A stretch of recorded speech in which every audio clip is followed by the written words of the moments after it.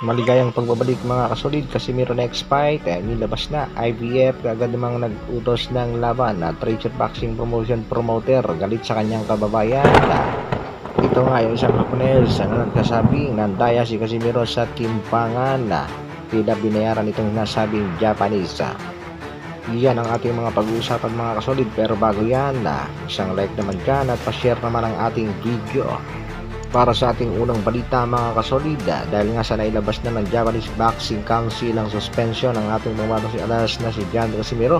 Meron namang isang Hapon na umiepal at tila sinisiraan na naman ang ating pambatang si alas.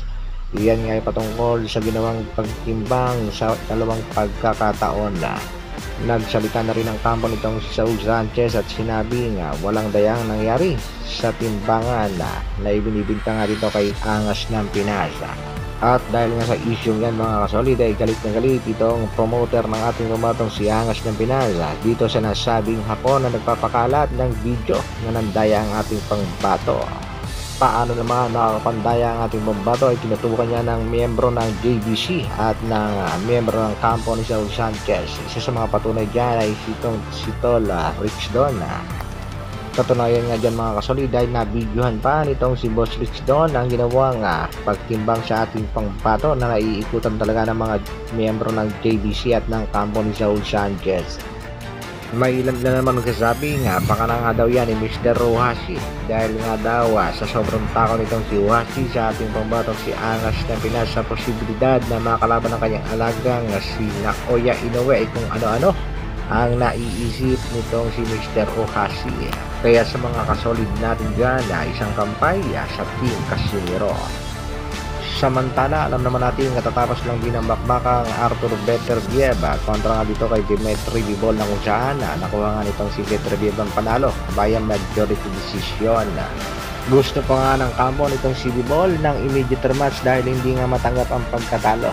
Pero itong si Arthur Beterbiev ay kagad namang inutusan ng IBF at pinaghahanda ng mga kasolida dahil kailangan niyang labanan ang kanyang mandatory sa IBF.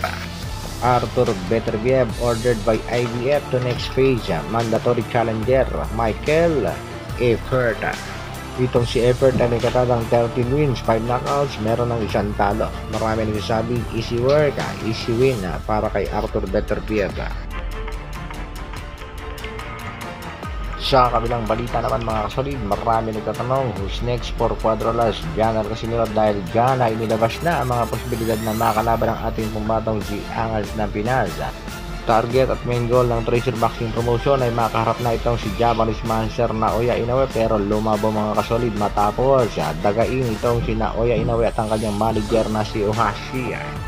Kaya sa kasalukuyan mga kasolid, isa sa mga tinitingnan na posibleng maitapat sa ating pumatong si John Casimiro ay ang rematch nga dito sa kanyang dating nakalaban na si Filipos Nitumboa na nagpakitang gilas din sa bansang Japan matapos itong in-knock-out itong si Yukinoru Ibuni sa unang round ng kanilang bakbakan.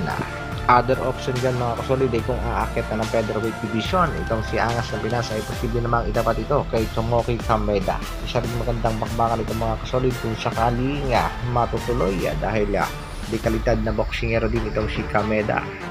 Isa rin sa mga pinag-uusapan ngayon mga kasolid ay posibleng makaharap ng ating pambatong si alas ang palaban na si Junto Nakatani.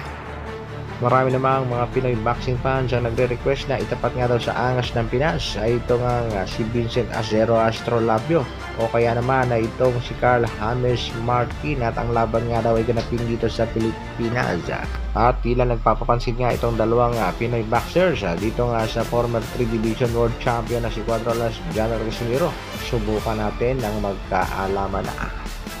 At sa mga naghahangad na makakalaban pa rin itong Japanese turtle na si Naoya Inoue, iyan ay kung hindi na nanginginig sa takot itong si Mr. Uhashi. Total, wala pa rin naman ligtas itong Japanese Monster kung sakali talagang mauunahan ito sa pwesto ng ating pambatong si Angas ng Pinas dito sa susunod na divisyon, ang featherweight division. Hanggang dito na lang muna mga kasolid. Maraming salamat sa patuloy na pagsuporta at panonood. Isang like naman dyan at sa mga bago, pa-share at pa-subscribe na rin ang ating video. Mabuhay Dr. Alvin Vlogs.